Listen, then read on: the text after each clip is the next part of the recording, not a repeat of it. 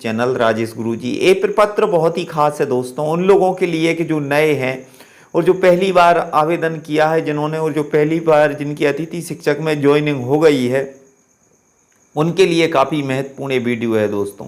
वैसे जो हालांकि सभी अतिथि शिक्षक जानते हैं, क्योंकि हमारा मानदेय जो मिलता है, महीने का जो वेतन मिलता है दोस्तों, मानदेय यानी कितना जनरेट होता है, किसी का कम होता है, किसी का ज़्यादा होता है, क्या कारण हो जाता है, तो मैं आज आपको इस फॉर्म में सारी जानकारी बता देता हूं दोस्तों। वैसे ये फॉर्म अलग टाइप का है, लेकिन मेरे पास में एक और फॉर्म है, उसको मैं आपको बताऊंगा।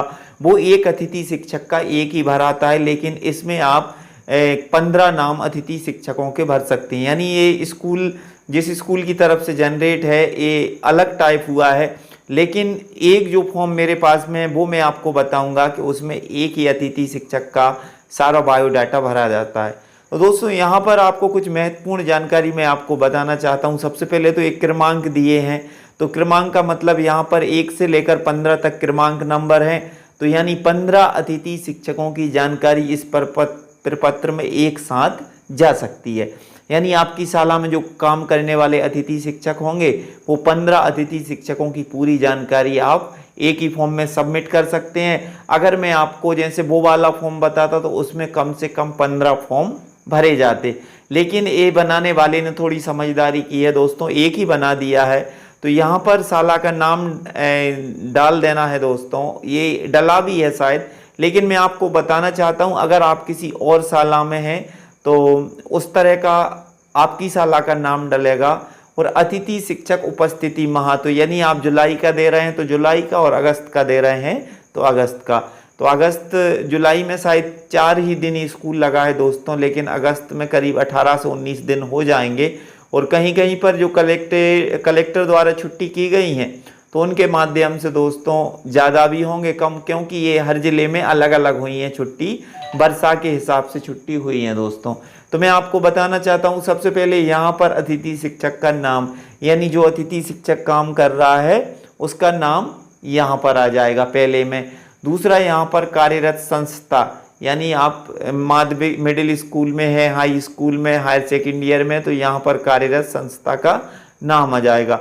तीसरा जो ऑप्शन है मोबाइल नंबर, तो यहाँ पर आपको मोबाइल नंबर मैं आपको बताना चाहता हूँ, कई भाई गलती कर देते हैं, क्योंकि मोबाइल जो यहाँ पर आप जो मोबाइल नंबर लिखते हैं उससे आपका मानदेय, यानी आप जो चेक करते हैं, जो बिल बनते हैं संकुल में, तो वो इसी मोबाइल नंबर को लेते हैं जो प्रमाणीकरण में लिखा होता है। जो मासिक प्रमाणीकरण जो है मैं आपको बता रहा हूँ इसी से लेते हैं। तो ये मोबाइल नंबर आप क्या कई व्यक्तियों के, कई अतिथि शिक्षक भाइयों के 2 नंबर होते हैं, तो रजिस्ट्रेशन किसी और नंबर से और यहाँ पर वे दूसरा नंबर भर देते हैं। तो यहाँ पर आपको अपना वही नंबर भरना है जिससे आपने रजिस्ट्रेशन किया है।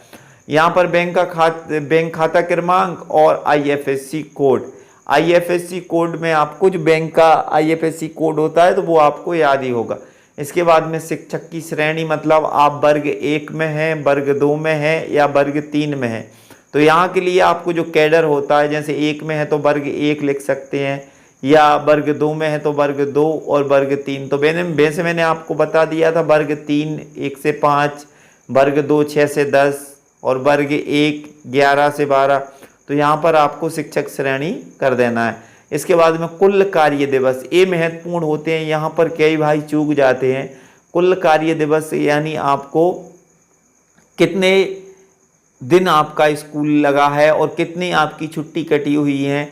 अगर जैसे 20 दिन है तो 2 दिन की आपकी छुट्टी हो चुकी है तो 18 दिन आपको भर देना है, यानी कुल कालखंड।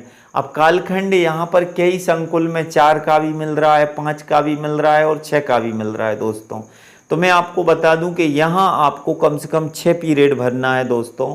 अगर 6 पीरियड भरेंगे तभी आपका मानदेय 7,000 के समथिंग पहुँच पाएगा, वरना 6,000 और 5.5 या 6.5 के ही बीच में रह जाएगा। इसलिए आपको कुल कालखंड यानी यहाँ आपको 6 से कम नहीं भरना है दोस्तों।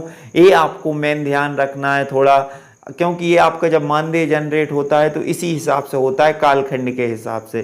तो शायद वर्ग 3 में 50 रुपये पीरियड के हिसाब से दिया जाता है, मिडिल में 75 और 80-90 पीरियड के समथिंग वर्ग 1 में मिलता होगा। तो यहाँ पर आप 6 पीरियड कम से कम भरें दोस्तों। तो इसी तरह से मैंने आपको ये प्रपत्र बताया, लेकिन मैं आपको एक और वो फॉर्म बताऊंगा जिसमें अतिथि शिक्षक का डाइस कोड, अतिथि शिक्षक की जो भी एजुकेशन और IFSC कोड, मोबाइल नंबर और टोटल चीज़ें हैं वो उस पेज में मैंने आपको बताया। लेकिन उस पेज में दोस्तों एक अतिथि शिक्षक की जानकारी एक ही पेज में जाती है। तो इससे को लेकर अगर आपको कोई दिक्कत है, कोई परेशानी है, वैसे अभी किसी का बिल नहीं बने हैं और अगस्त के बाद में अगर बिल जैसे ही बनेंगे तो हमें क्लियर भी हो जाएगा कि अतिथि शिक्षक का मानदेय कितना मिल रहा है दोस्तों। लेकिन 4 सितंबर को हो सकता है कि अतिथि शिक्षकों का मानदेय डबल हो जाए। तो इसको लेकर लगातार मेरे चैनल पर वीडियो अपलोड हो रही हैं दोस्तों, तो आप जरूर देखिए। जय हिंद, जय भारत, वंदे मातरम।